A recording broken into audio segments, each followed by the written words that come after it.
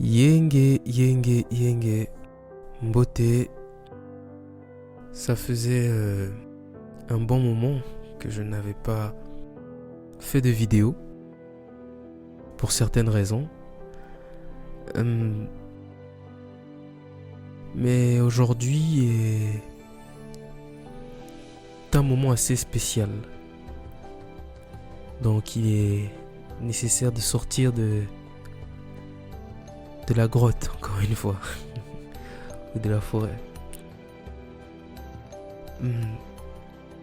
En ce jour particulier, je tenais à m'exprimer.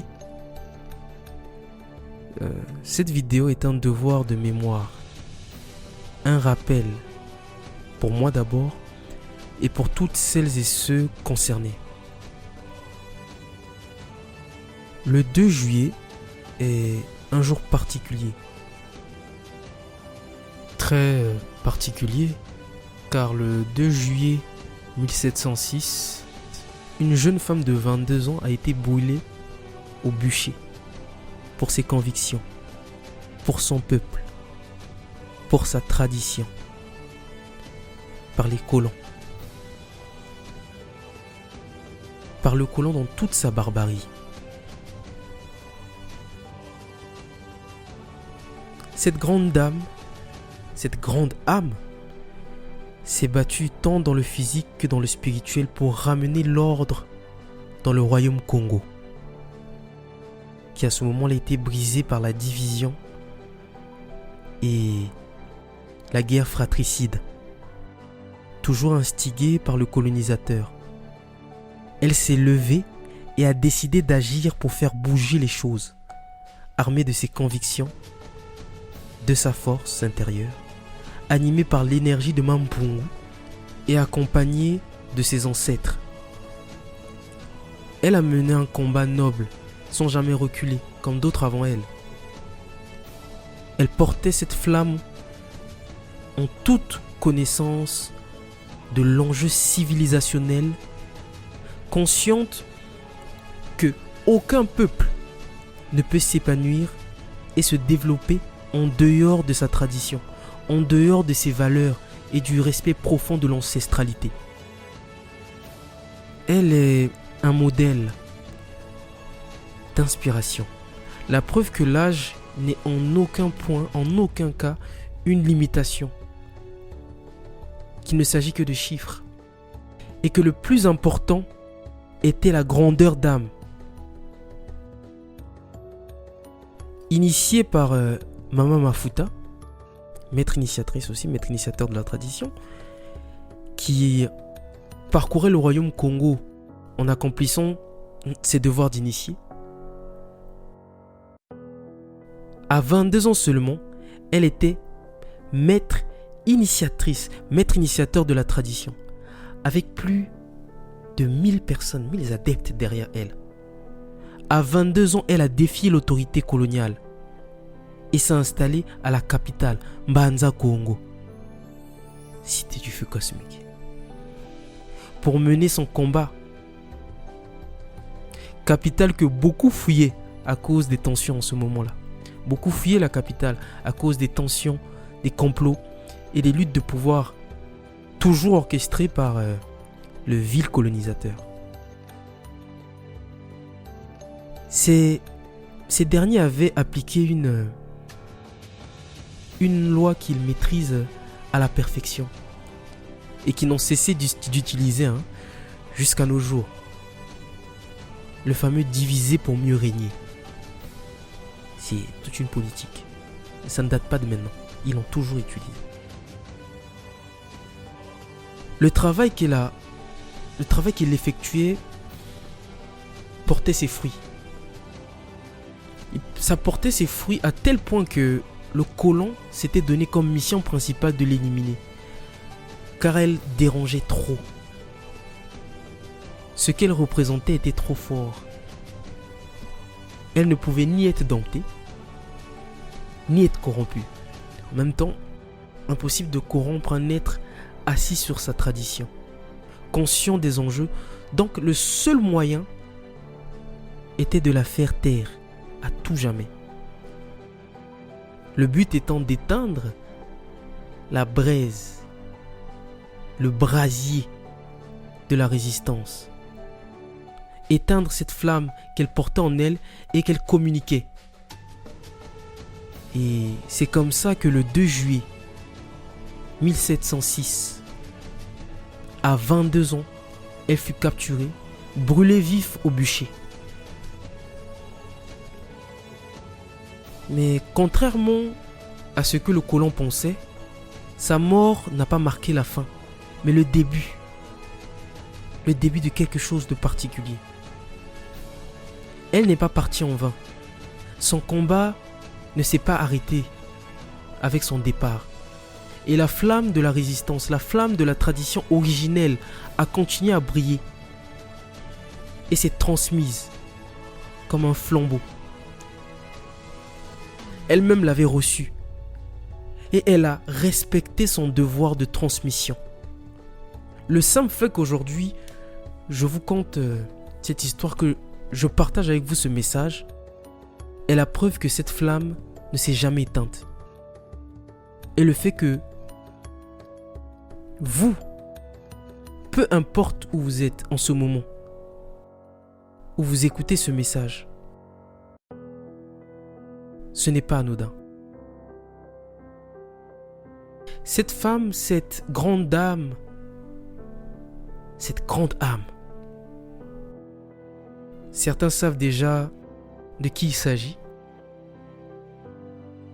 C'est Nkimpa Vita, Mama Nkimpa Vita,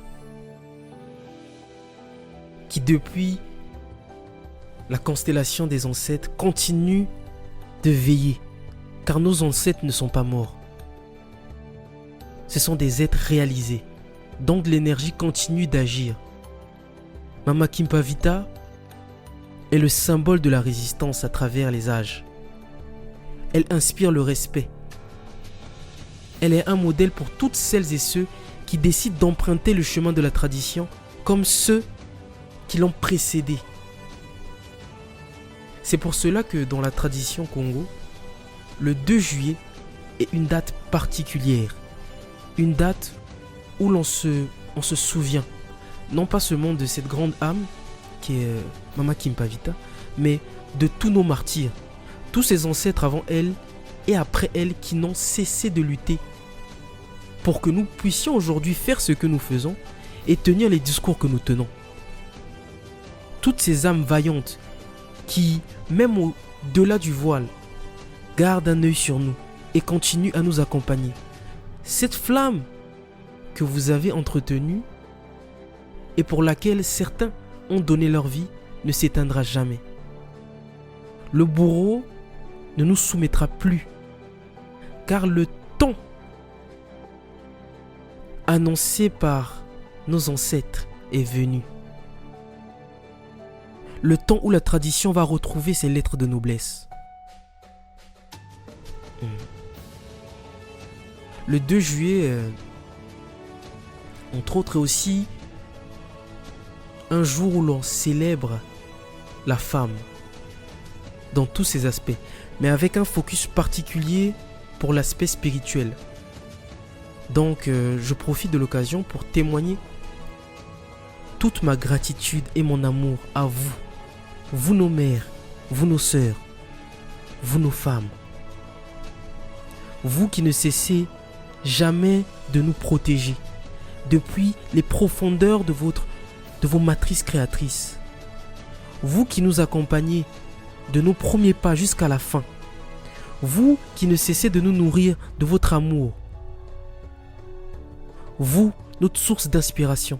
Je vous souhaite l'épanouissement dans le matériel, mais surtout dans le spirituel, comme toutes ces grandes âmes avant vous. Je vous souhaite d'atteindre la complétude, car vous êtes des Nkimpa Vita en devenir. Soyez le phare qui nous guide dans la nuit. Vous êtes le pilier de toute civilisation. Plus qu'un peuple, c'est l'humanité que vous portez. Alors marchez la tête haute. Car vous n'êtes pas seulement divine, vous êtes le divin incarné dans la matière. Donc en cette journée particulière, je tiens à vous adresser toute ma reconnaissance. Merci d'être ce que vous êtes.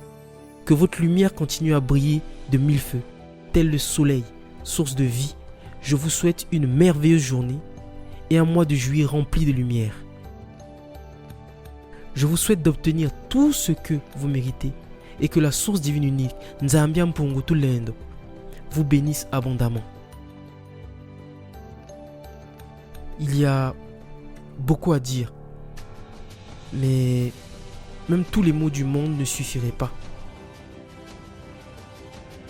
J'aime cette phrase qui dit « Si Dieu existe, ce serait... » Bon, tu utilises le terme Dieu, hein. Si Dieu existe, ce serait une femme. Dans la tradition Congo, nous avons une maxime en Kikongo qui va un peu dans le même sens. Si c'est un peu plus... On dit « Bukento Bunzambi ». Bukento Bunzambi.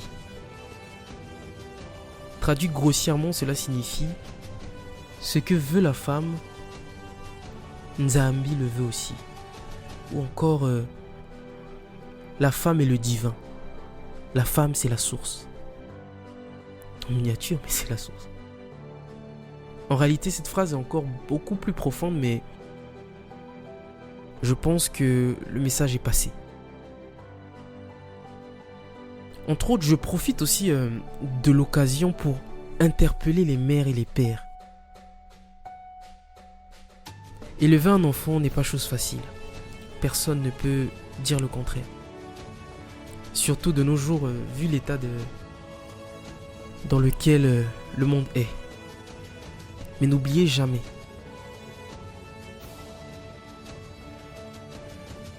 comme James Emanagre a dit,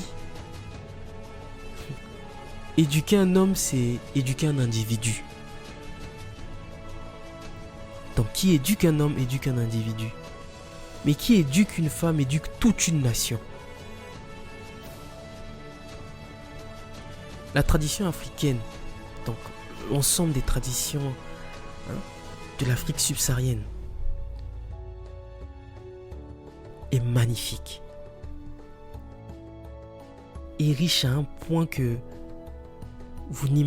nous n'imaginons même pas. Mais il en va de notre responsabilité à tous, hommes comme femmes, de transmettre ces valeurs. Ces valeurs tant chères aux yeux de nos ancêtres.